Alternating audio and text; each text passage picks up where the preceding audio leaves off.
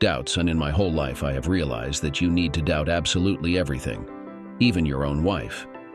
Of course, you can just ignore the obvious problem, but this will not solve the problem by itself. Therefore, I decided to act and expose my wife's infidelity.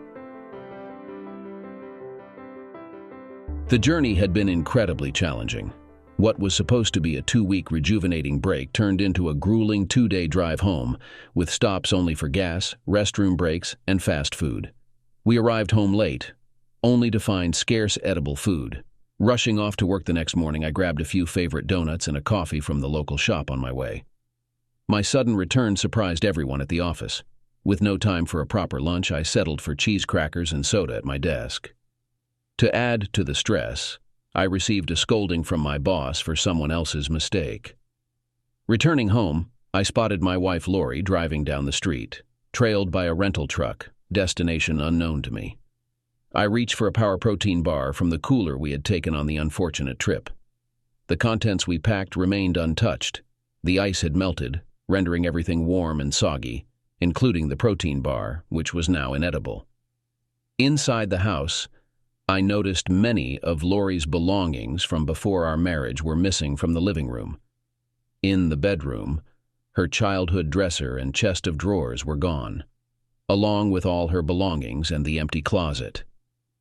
In the kitchen, 3 dirty coffee cups sat on the island, while her family's china and crystal were nowhere to be seen. None of this came as a surprise. The trip was intended to address some issues that had arisen in our 2-year marriage. To be frank, we only had one major issue, but it was significant: whether or not to be unfaithful. My stance was firmly against cheating. One of the songs played by the DJ at our reception encapsulated our situation well. It spoke of getting married in a fever. That resonated with us because we'd known each other for only 6 months before tying the knot.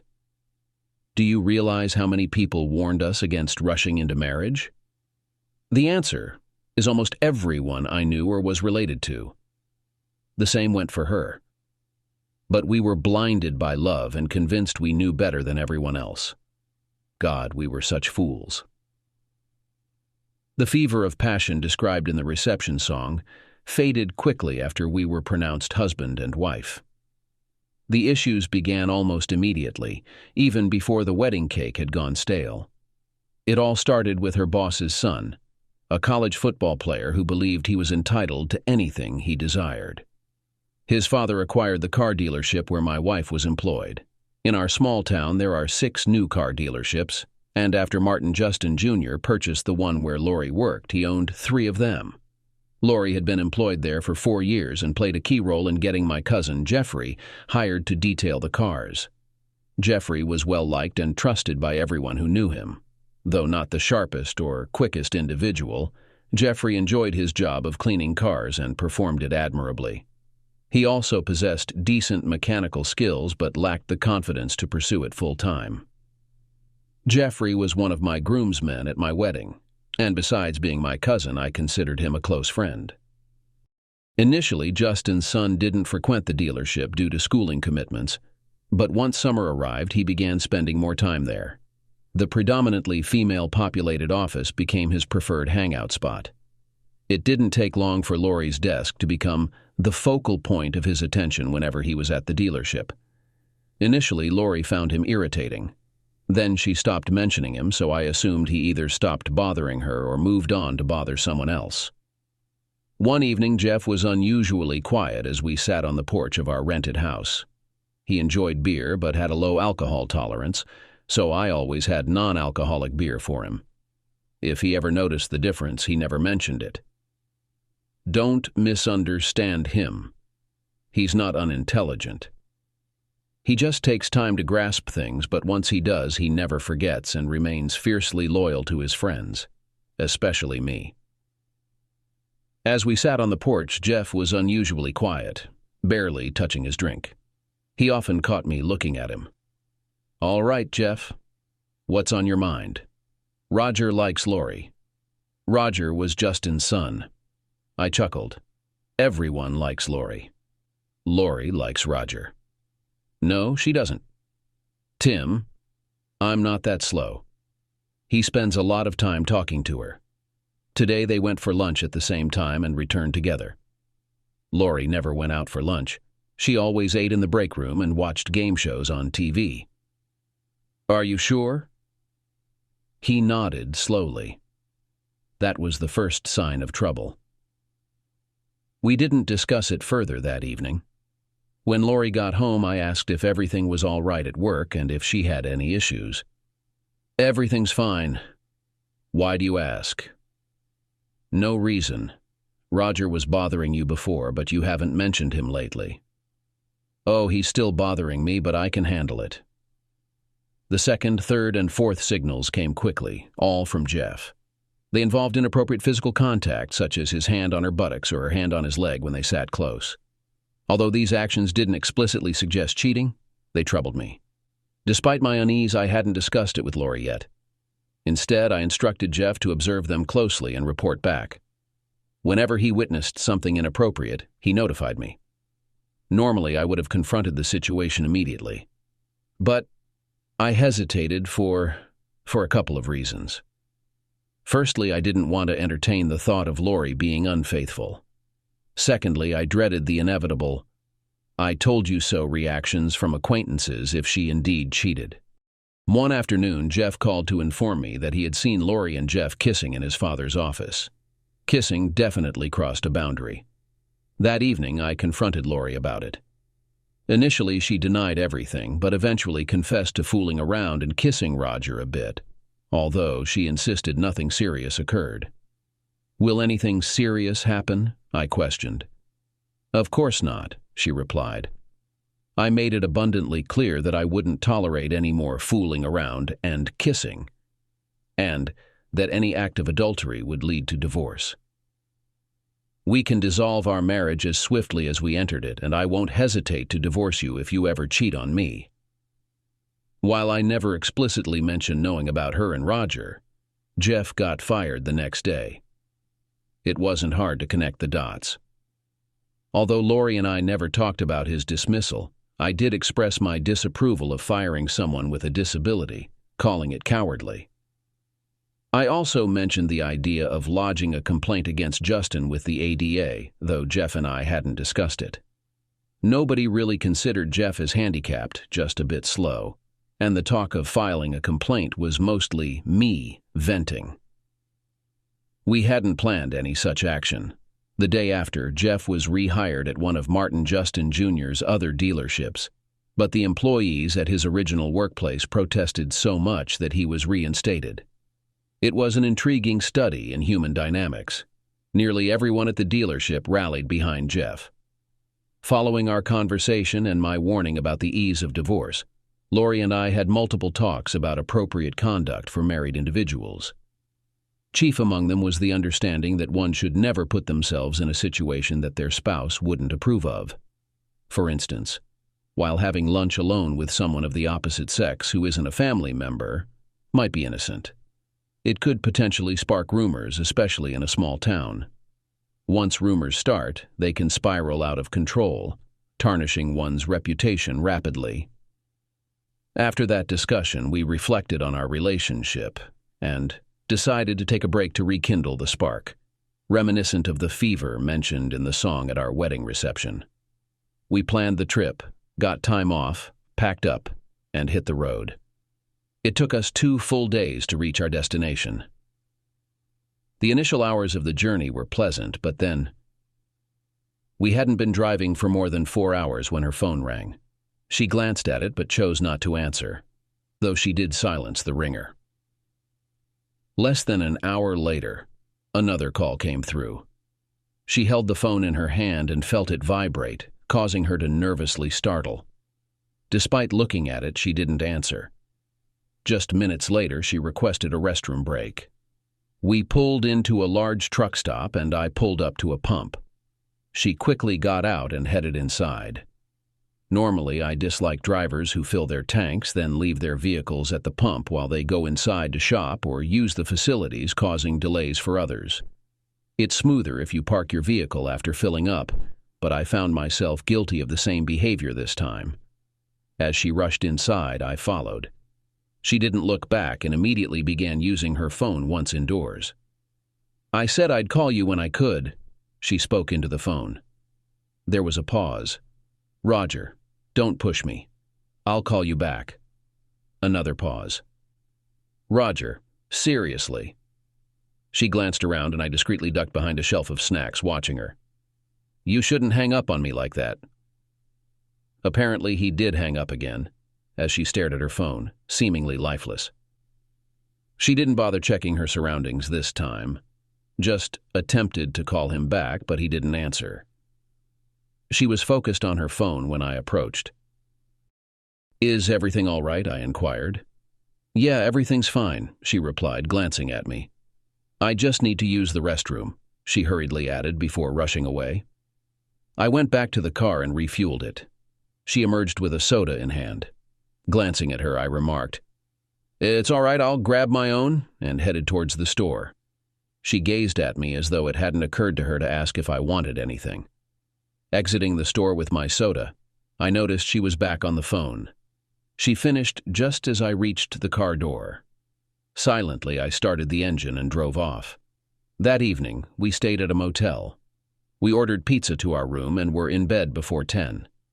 The next day, we drove with minimal conversation.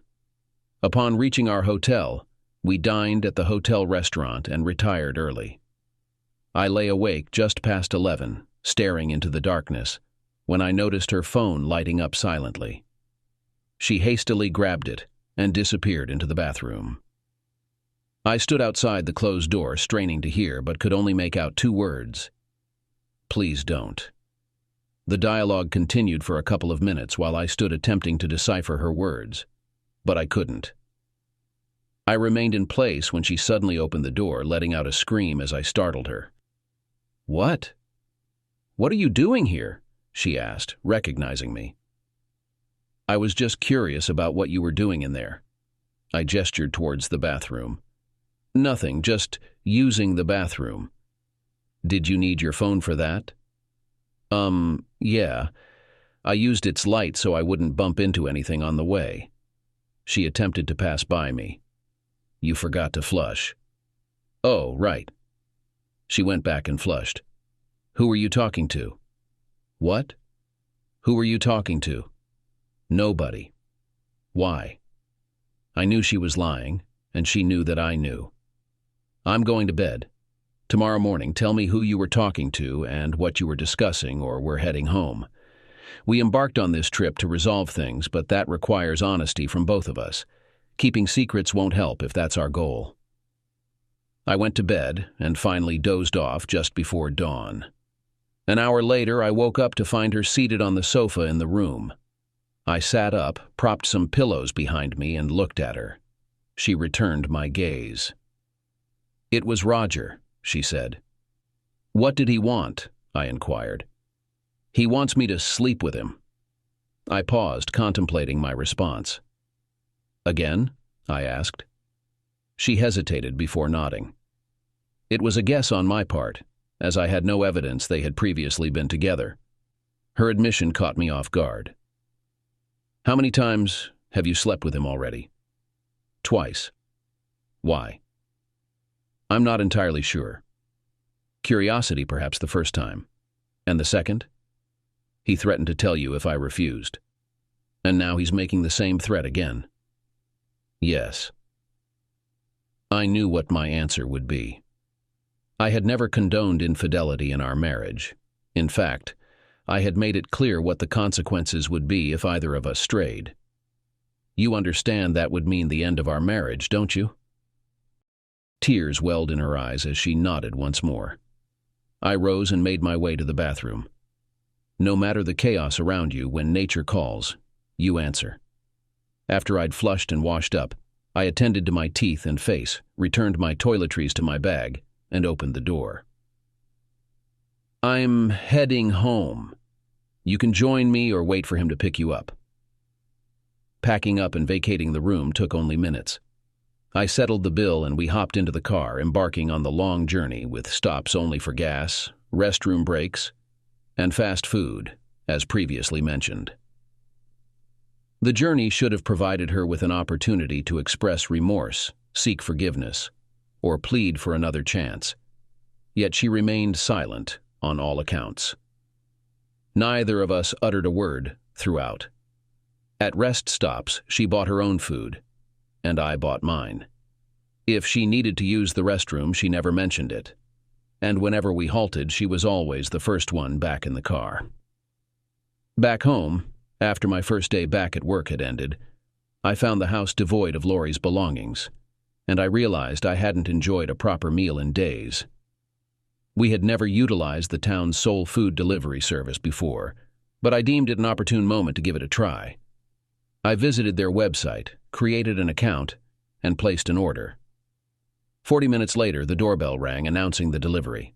I collected my meal, tipped the driver generously on top of the gratuity included in the order, and eagerly anticipated enjoying it alongside a glass or two, or perhaps even 6, of wine.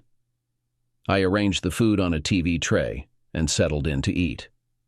From my seat, I could view both the television and the street outside through the front window.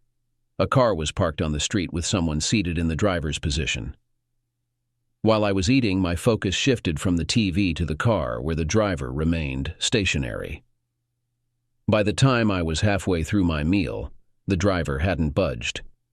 Taking a sip of wine, I stepped outside. As I approached, the driver, who turned out to be my food delivery person, rolled down the window, tears streaming down her face. "Are you all right?" I inquired. "No. My car won't start, and I can't find anyone to assist me," she lamented. Initially, I hadn't paid much attention to her or her vehicle, preoccupied with my own thoughts. "Everyone I know is occupied or unreachable, and my brother won't be available for another hour." Only then did I notice the child in the back seat clutching a book, appearing on the verge of tears as well. "Would you like me to take a look?" "Oh, please." She exited the car, allowing me to take the driver's seat. I attempted to start the engine, but all I heard was a series of clicks followed by silence. Though far from a mechanic, I could recognize a dead battery. I fetched my car and attempted to jump-start hers, but to no avail. It quickly became apparent that this was beyond my expertise. "Why don't you both come inside? I'll call my cousin to have a look," I suggested.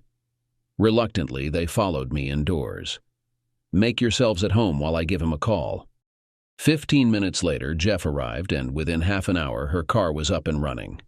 She expressed her gratitude, conversed with Jeff briefly, embraced him, and departed. The following 2 days at work were terrible. I hadn't confided in anyone about Lori, and my boss was constantly criticizing me, which I found exhausting. My personal life was in shambles, and my boss expected exceptional results from a project that was only marginally profitable. I decided it was time to have a serious conversation with him. "I'm tired of you constantly criticizing me.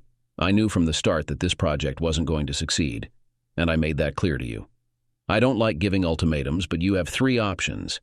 Either back off and let me handle it my way, assign it to someone else, or I walk away. It's your call. I'm heading home.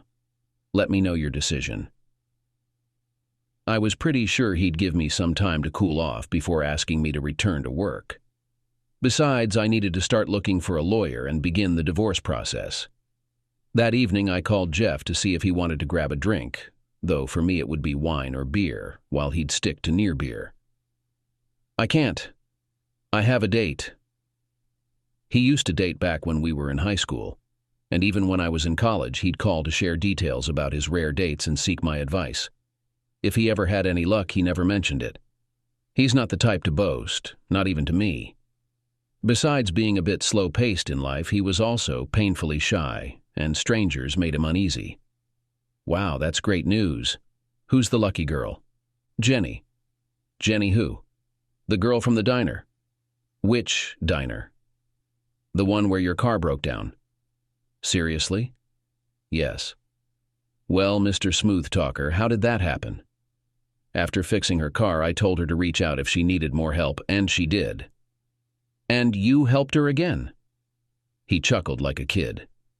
"Yep." "So where are you taking her?" "Nowhere." "Nowhere?" "Yeah. I'm going to her place. She's cooking dinner for me. I chuckled, genuinely happy for him, yet couldn't resist the urge to playfully rib him. You do know she's a vegan, right? What's that? It means she only eats plant-based foods, no meat, no eggs, no dairy. Jeff, being a classic meat and potatoes guy, couldn't fathom it. There are a couple of places around here that offer a free meal if you can finish an enormous steak, more like a roast along with all the trimmings. Jeff actually did it once. He suffered for 2 days afterward, but he did it. No meat. Not even burgers. What am I going to eat? Well, there'll be plenty of salad, maybe some beans. And if you're lucky, quinoa. Queen, who? Not queen quinoa. It's a seed used in many vegan dishes. They used to feed it to animals in the Lake Titicaca region of South America before people started eating it.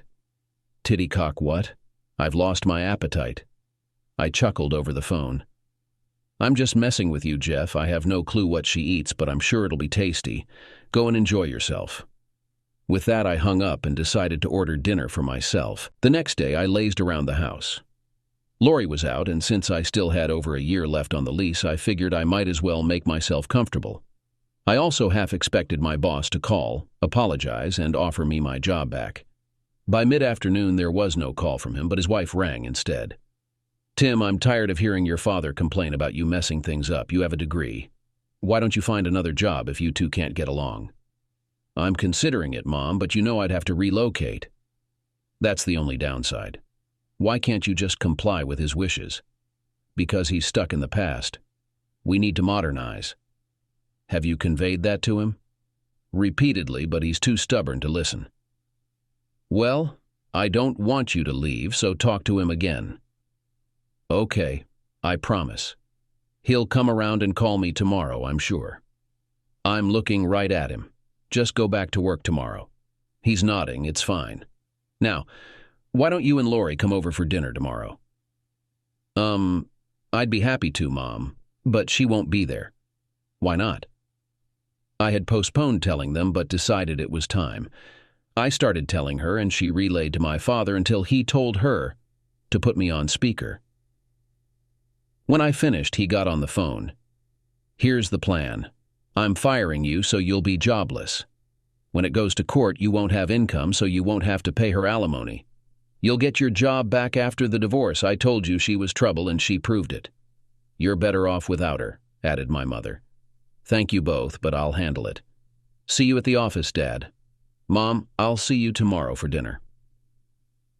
I spent a good part of the next day trying to explain why and how I thought changes would benefit the company, but my father was more interested in hearing about Lori and saying, I told you so. After work, we had dinner with my mother, and I had to revisit the Lori story and endure more I told you so's from my father, while my mother chimed in with her own. When I arrived home later, Lori was waiting on the porch. It marked the first encounter since our failed trip. Bathed in the porch light, she was visible. I parked in the garage and entered the house from there. As I approached the front door, the doorbell chimed.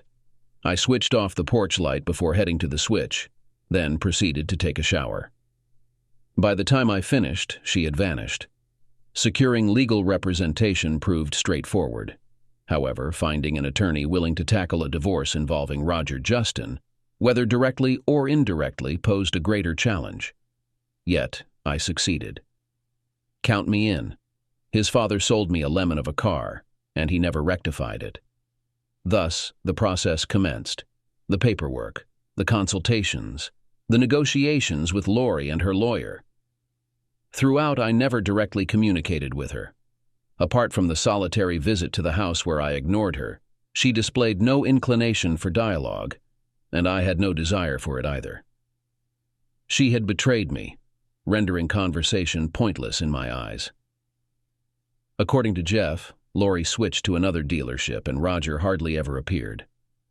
Word around the water cooler was that Roger had ditched her and moved on to someone more deserving of him. Meanwhile, Jeff and Jenny were hitting it off wonderfully, and Jenny's daughter adored him. He split his free time between her place and mine, and he seemed happier than ever before. The more he talked about his relationship with Jenny, the more I realized that the only personal connection I'd had in recent weeks was with myself. I went from work to home with occasional detours to the lawyer's office, grocery store, or my parents' house. Dad had heard enough. I told you so's and even made a couple of attempts to grasp my ideas for improving the company. Mom kept finding potential matches for me, but I kept turning them down. In our small town, I had no clue there were so many single, eligible women. I swear she must have put out an ad. Handsome, college-educated 28-year-old man going through a divorce seeks suitable partner. Must be honest, faithful, and trustworthy. Looks are less important than personality. Must enjoy music, theater, fine wines, and good food. After the 5th date she set up for me, I stopped answering her calls and told my dad that if he ever mentioned setting me up again, I'd move to Houston. I finally spoke to Lori on the day our divorce was finalized. The judge banged the gavel, declared the marriage over, and I approached her. Was it worth it? I asked before walking away without waiting for her answer. Jeff used to take care of keeping my car clean, but had stopped because he got too busy cleaning Jenny's car. One Saturday, as I was washing my car, Jeff pulled into the driveway with Jenny and her daughter, Sophie, who was around 7 or 8 years old. They were heading to the mall and invited me along.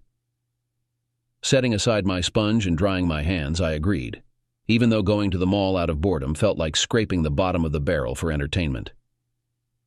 After about an hour at the mall, I was starting to second-guess my decision when we passed an ice cream stand, and Sophie asked if she could have some. Jenny replied, "Not now, sweetie. It's too close to dinner."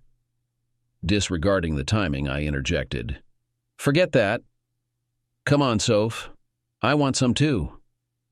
Sophie eagerly took my hand and we dashed off.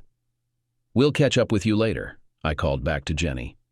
As we strolled, enjoying our ice cream cones and holding hands, Sophie explained, We have to hold hands. My mommy says she doesn't want us to get lost in the crowd, so I have to hold her hand. I don't want you to get lost either, so I'll hold yours." "That's a good idea," I agreed. We had been strolling for a few minutes, and when she wasn't enjoying her ice cream cone, she was chatting away. Suddenly, I felt myself thrown to the ground and was knocked unconscious when my head hit the floor. When I regained consciousness, I found myself in handcuffs, surrounded by police officers and an angry crowd. I glanced around and saw Sophie crying, being comforted by a woman. "What on earth?" "Just be quiet, scumbag. We'll deal with you soon enough." "It's all right, Sophie," I heard the woman saying. "He can't harm you anymore." "He wasn't harming me. He bought me ice cream." "I know, sweetie. Sometimes bad men do nice things." "He's not a bad man, Aunt Louise. Where's my mom?" "I've called her. She's on her way." "Is Tim okay?" "Who's Tim?" "Him." She pointed at me. Every time I tried to speak, a police officer silenced me. "Do you know him?" "Yes. He's Jeff's cousin. We were out shopping." "Oh my God!" Aunt Louise exclaimed. Then, addressing one of the policemen, she said, "I think I made a mistake." "Jesus, lady, don't say that," he replied, glancing at the crowd. "We better get him out of here before they tear him apart." He grabbed my arm. "Let's go." Some of the crowd followed us to the security office. I overheard comments like, "Castrate the jerk," and "Let us at him." I began to feel anxious, and each time I attempted to speak, one of the officers instructed me to stay quiet, promising me a chance to talk later. They ushered me into a room, conducted a search, emptied my pockets, and left me in handcuffs. Eventually, 2 officers entered, removed the restraints, returned my belongings, and began to apologize. Jenny and Jeff followed suit. "Tim, I'm incredibly sorry," Jenny exclaimed. "My sister mistook you for someone else while you were with Sophie and assumed the worst." As I rubbed my sore wrists, I recalled seeing people on TV do the same after being released from handcuffs. I now understood why. The discomfort was real. Feeling a mix of anger, shock, lingering fear, and nerves, I was bombarded with inquiries from Jeff about my well-being. while Jenny continued to express remorse, and Sophie clung tightly to her. Turning to one of the officers, I inquired, "Can I leave now?" "Yes, sir, but before you go, we need you to sign a release form." After everything, being thrown to the ground, handcuffed and insulted, I won't sign anything until I've spoken to my lawyer. I exited the room into a larger area where a mall security officer stood by the door. "Is this the way out?" "Yes, sir, but I'd advise against it." "Why?" "Because there are people outside who believe you're a child predator and they're waiting for you." Good grief. Could this day get any worse? Can't you set the record straight? We've tried. We'll escort you out through the rear, offered a police sergeant. Clearly, someone had rifled through my wallet and knew my name. "Take him to my car," Jeff instructed. The sergeant turned to me. "Would you prefer us to drop you off at home? We'll use an unmarked car." "Let's go."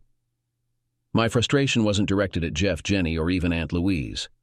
I simply wanted to leave, and I figured the safest and quickest way was with police assistance. At the rear entrance, Aunt Louise intercepted me.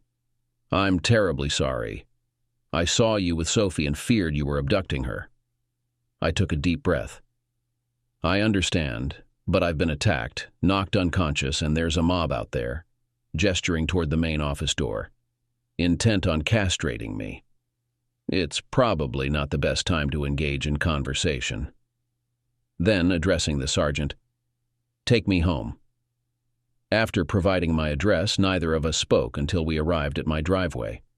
My phone had been ringing incessantly, but I chose to ignore it. I wasn't in the mood to talk to anyone. As I prepared to exit his car at home, he halted me. "Mr. Jeffries, I regret that you've been caught up in this, but from my perspective, I'd rather err on the side of caution than risk a young girl being abducted because someone saw something and remained silent. I'll take good Samaritans like Louise Garner any day. I understand and appreciate your viewpoint, but tonight, my name and face will likely be plastered all over the news. Even though it's a mistake, sensationalism will prevail. The news will eventually correct the error, but many won't believe it, and I'll be marked for life. Thank you for the ride home. It may not turn out as dire as you fear. I'll see what I can do." "Yeah, and pigs might fly," I muttered to myself. I hopped into my car and headed straight for my parents' place. That evening, we tuned into the local news, and there it was, already playing when we flipped to the right channel. We missed the beginning, but caught wind of the message: see something, say something, even if it turns out to be a mistake. Failing to speak up could mean sealing the fate of an innocent child. Luckily, they didn't mention my name or show my picture. The commentator concluded with, "We've opted not to reveal the gentleman's identity out of concern that his life would suffer further upheaval. Personally, I extend my heartfelt apologies. This is Louise Garner signing off. Good night." "Well, you got lucky," remarked my father. "It wasn't as dire as you feared." "No, it wasn't." "What's your plan now?" inquired my mother. "I suppose I'll let it slide. If I pursued a lawsuit for wrongful arrest, it would only bring my name and face into the spotlight. I don't want that, and the police were doing what they deemed necessary at the time." As I headed home, it dawned on me that I'd left my phone behind. Upon checking it, I found 8 messages awaiting me. 3 were from Jeff, expressing apologies for what had transpired and conveying Jenny's distress. The remaining calls were from the city police and a local TV station, but I didn't bother listening to those. It wasn't until later that I recalled the sign-off from the TV news anchor: "This is Louise Garner. Good night." Holy crap. What had the police sergeant said about me? I'll take good Samaritans like Louise Garner any day. Well, damn. I hadn't paid much attention to her at the mall, so I didn't recognize her on TV. I suppose the makeup altered her appearance. I rang Jeff because I knew he'd be concerned about me. "Are you all right?" he inquired. "I'm okay. Still a bit shaken. How's Sophie?" "She's fine. She got scared when the police apprehended you and she dropped her ice cream. But once we got her another one, and reassured her that you were fine. She settled down. I'm relieved she's all right. Did you catch the news? We caught most of it. Missed the beginning. That was actually the most interesting part. Why's that? Louise confessed to instigating the whole incident. She saw her niece with a stranger and panicked. She trailed you while on the phone with the police, distrustful of the mall security. She made sure the police knew where you were until they arrived. She took full responsibility and admitted she might do the same again under similar circumstances. I suppose I can see where she's coming from. She was worried you might flee with Sophie before the police arrived, so she kept an eye out for anything she could use to defend herself. She genuinely feels remorseful. Why didn't you inform me earlier that Jenny's sister was on TV? I didn't consider it relevant. I suppose it isn't. When Jenny brought food to my house that night, I got the impression she needed money. But if her sister is a TV personality, she can't be struggling too much. It's local programming, so Louise doesn't earn much. I'm not sure how much exactly, but it's not a substantial amount. Jenny is like most of us, just getting by without much extra. If she wants something more, she has to work for it. She's saving up for a vacation, so she has a side job delivering food. Good for her. Yeah. He paused. I like her, Tim, and she likes me. She doesn't mind that I'm slow. I smiled. Your pace doesn't matter to your friends, Jeff. We don't care what others think. Things returned to normal over the next few days, and the incident at the mall was never mentioned again. I hadn't seen Jenny or Sophie, but Jeff and I kept in touch every couple of days as usual. It was another Saturday morning when the doorbell rang. I was having a late breakfast of biscuits and gravy when I answered the door to find Louise Garner standing there. Good morning, are you occupied? She inquired. Not particularly. I was just applying ointment to my wrists to alleviate the discomfort from handcuffs. Tim, if I may address you as such, I am deeply sorry. Oh, it's all right. Having been in handcuffs, my acquaintances in the neighborhood now show me more respect. Perhaps I should go. No, please come in. I was just speaking with my parole officer on the phone. She gazed at me with a hint of sadness. I can only apologize so many times. Sorry to have disturbed you. She started to leave. Wait a moment, I interjected. There was no need for me to be impolite. She halted. I'm still a little hurt, but I'll get over it. Well, when you do, give me a call. She handed me a card. I owe you at least a lunch. I'm not sure about lunch, but have you had breakfast? Actually, no. Do you enjoy biscuits and gravy? Sausage gravy? Yes. One of my favorites, she replied with a smile. I widened the door for her entrance. Once in the kitchen, I handed her a plate and gestured toward the stove where the biscuits and gravy sat. Need me to warm up the gravy? I offered. I can manage if it's all right with you, she replied. Be my guest. Coffee? Yes, please. Sugar, cream? This might sound strange, but do you happen to have any chocolate milk? In your coffee? I clarified. Yes, she replied hesitantly. I know it's unusual, but... She was only the second person I knew who mixed chocolate milk with coffee. I was the other. Though for the past few years I'd been using Bailey's instead. Did Jeff suggest that? What? Putting chocolate milk in your coffee? No. Why? I thought I was the only one who did that, or at least I was until now. You sure Jeff didn't mention it?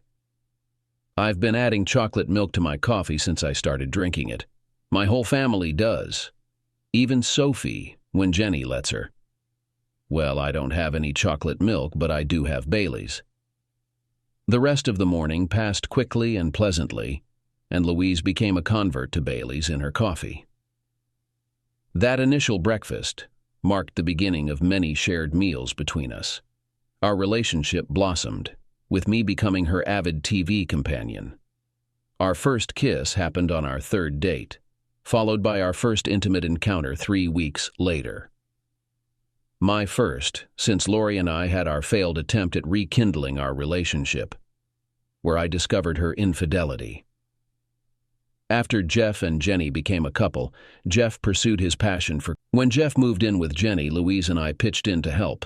Sophie, always by his side, seemed inseparable from him.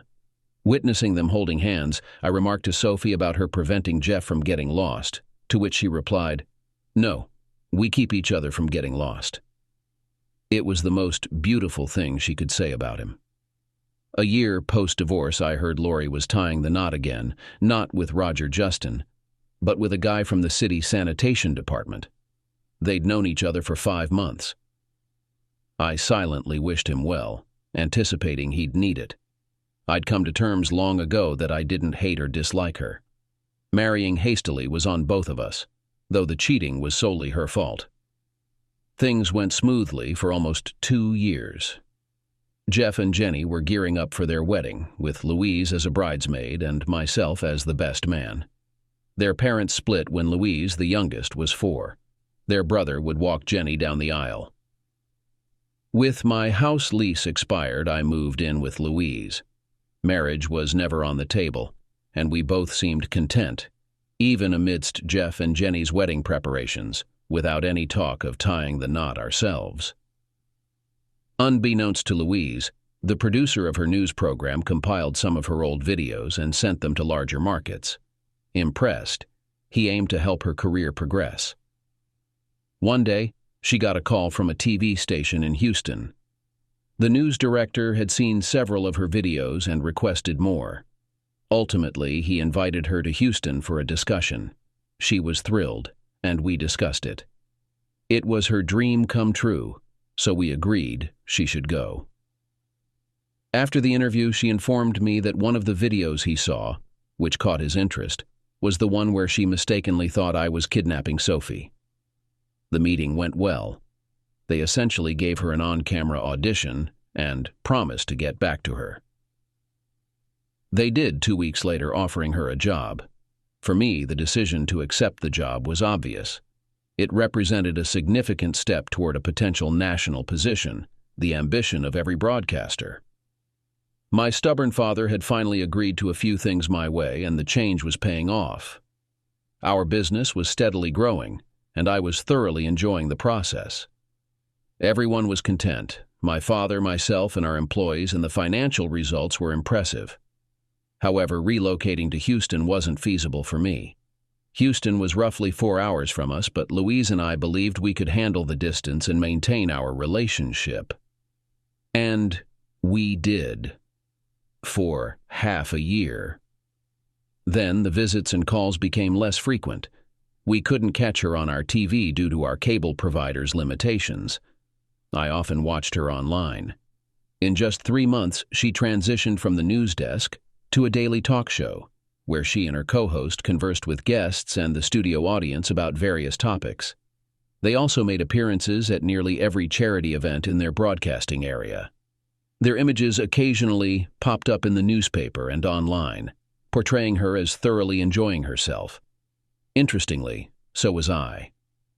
The challenges of my expanding business consumed more and more of my time, diverting my attention from Louise's activities.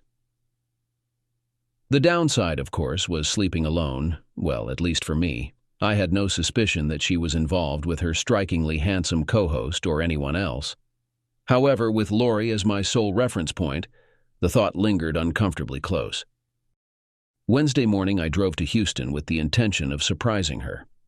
I informed my father that I was taking the remainder of the week off to visit her. "Do you have to go this week?" he inquired. "It's been a long time, and I feel it's necessary for us to have a conversation," I explained. "I'd rather you wait," he insisted. "I can't delay it any longer." Immediately after our conversation, Jeff called, requesting assistance that afternoon and inquiring about my availability.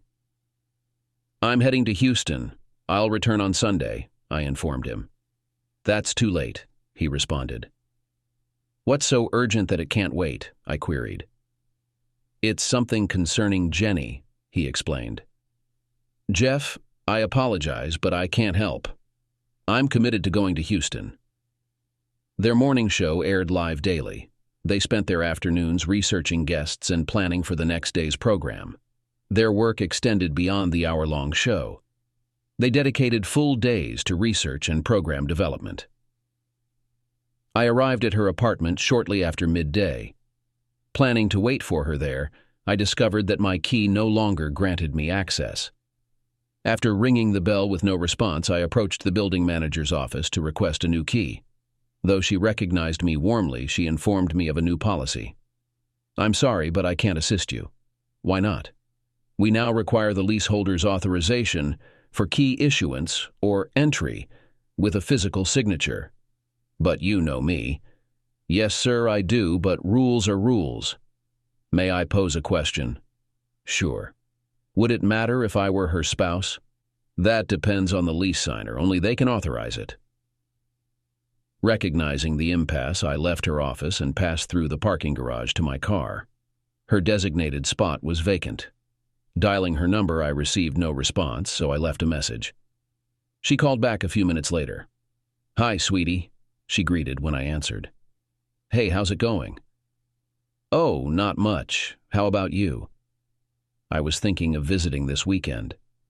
"That sounds great. I should be done with the project we're involved in by Friday." "Which project is that?" "It's one of the charities our boss supports. We're organizing a contest with prizes for top contributors. It's fun, but a lot of work." "Are you working on it today?" "No, I needed a break, so I took the afternoon off." "And what are you up to?" "Just chilling." "Good for you. Rest up and I'll see you on Friday." "Okay, take care, love you." "Bye." I tried to say, "love you," but it wouldn't come out. I retraced my steps through the garage, passing by her vacant parking spot, and reached the elevator. I rode up to her floor, rang her doorbell multiple times, waiting each time before ultimately giving up and leaving. In that fleeting moment, I wavered between departing and persisting in my surveillance, debating whether to call her again and disclose my location. However, I opted against it, recognizing that she had chosen her path, even if it wasn't her desired outcome. With a sigh, I departed, taking my time driving home. As I approached, I noticed 2 cars in the driveway and 2 more parked on the street. One belonged to my parents, the other to Jeff.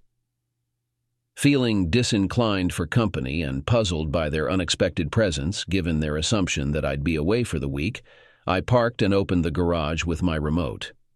To my surprise, Louise's car was inside. Exiting the car, I was greeted by Jeff at the kitchen door, who ushered me inside. He guided me to the living room where my parents, Jenny, Sophie, Jenny and Louise's mother and brother, and Louise herself were gathered. Louise stood near the fireplace, surrounded by the others, wearing a nervous expression. Jeff nudged me towards her, and despite the smiles around us, Louise appeared apprehensive. I approached her, and to my astonishment, she knelt down on one knee, her sincerity evident. "Tim, I adore you. If you're going to abduct anyone, let it be me so we can have our happily ever after. Will you marry me?" she queried, holding a small box towards me. The day's events dissolved as I opened the box, revealing a gold ring adorned with a diamond. She remained kneeling as I inspected the ring closely. As I began to slide it onto my finger, she intervened. "No, silly. That's the wedding ring. You can't wear it until the wedding. If there's going to be one, because you haven't answered me yet." Glancing at the room's occupants, then back at her, I replied, "Sure. Why not?" Cheers erupted. Romantic? Hardly, but I said it with a grin as I embraced her. "You're such a tease," she remarked after we kissed. "Choosing today of all days to come see me. You nearly messed everything up." My father gave me a reassuring pat on the back. "We didn't know what to do. You insisted on going to Houston, and Louise was en route here. Even Jeff tried to dissuade you. We consulted with her, and she assured us that you'd likely return this evening, so we went ahead with the plans. What was so urgent that you insisted on going today?"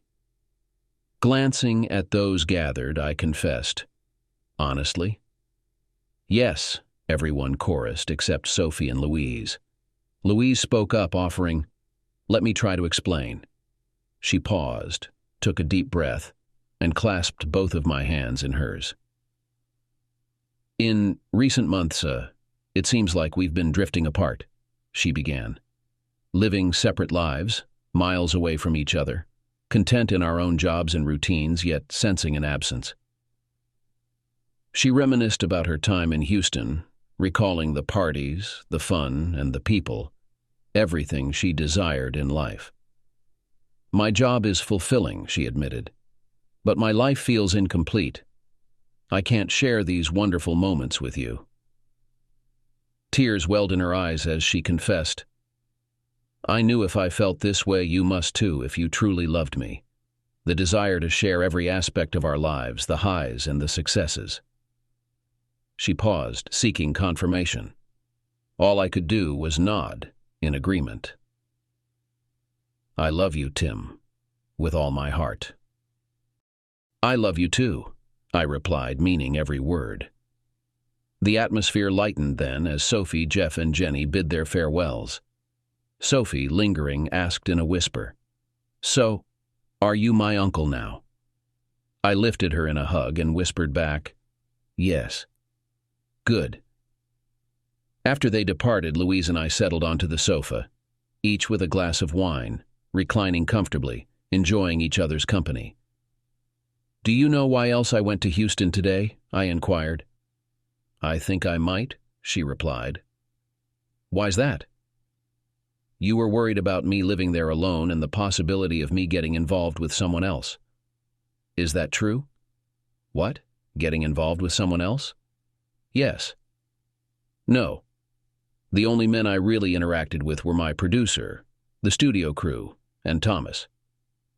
Thomas was her co-host. It's Thomas I was most concerned about. All those events you attended and your photos in the papers. I was worried and jealous. She leaned in and kissed me.